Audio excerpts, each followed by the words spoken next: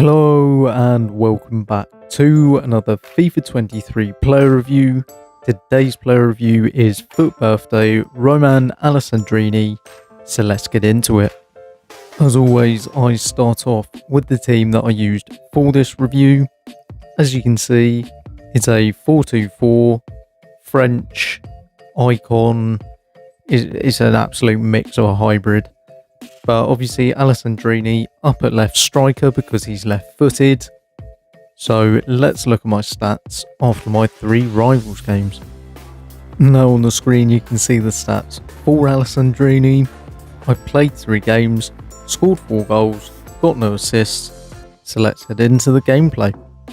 Okay, so as we head into the gameplay, you can see Pogba on the ball to Alessandrini, finishing it off on his weaker right foot. Then a couple minutes later, Alessandrini just absolutely splitting the defence, this time on his stronger left foot. My opponent said au revoir. So first game, scored 2 goals. Then the second game, within the first 2 minutes, just another, well, I wouldn't call it a mazy run, but you saw his agility and balance there. And into the final clip, nice little tidy finish. So I'll be back with the pros and cons in a second. Now moving on to the pros for Alessandrini, starting off with his 98 pace. That is with a hunter, but he was very quick in game.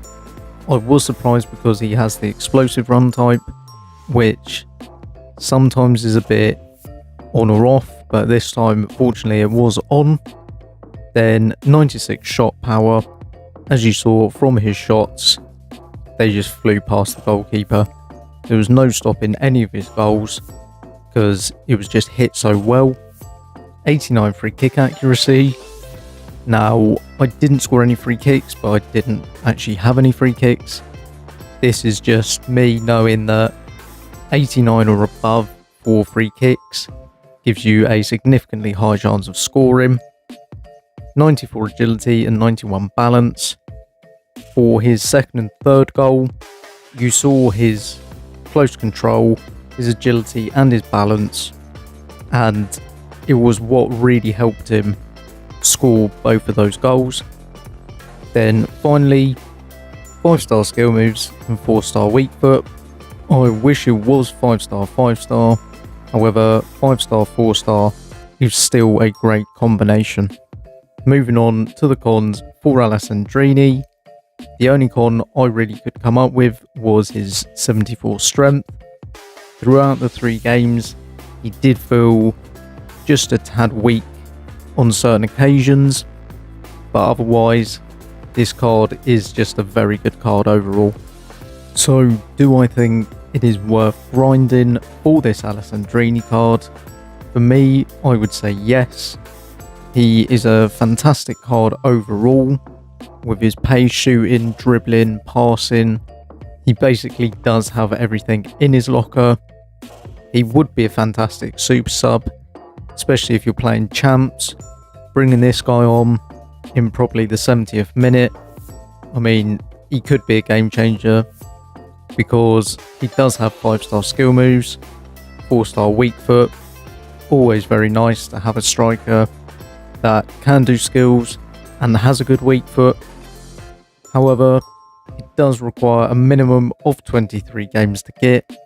Now, I did all mine in squad battles with one of my mates, so it made it a lot easier. But to be honest, when you're playing squad battles on semi-pro, score 3 goals, do whatever you need to do, and just rubber band it, because it'll make your time go so much quicker. Doing it with a mate means you can both get it done, and it does make it a lot easier, I find. Another thing that you do have to consider with this Alessandrini card is he is harder to link. Now I'm very fortunate because I have quite a good French team and other players like icons that can link to him, but for most people, because he's in the Chinese league, it does sort of suck. And the final point is he will be behind the power curve very quickly, because just unfortunately his card is very good, but it's not to the levels of someone that you can use until the end of the game. I'd like to thank you all for watching this video. If you did enjoy it, drop a like, hit that subscribe button if you're new. But for now, I'll see you in the next one.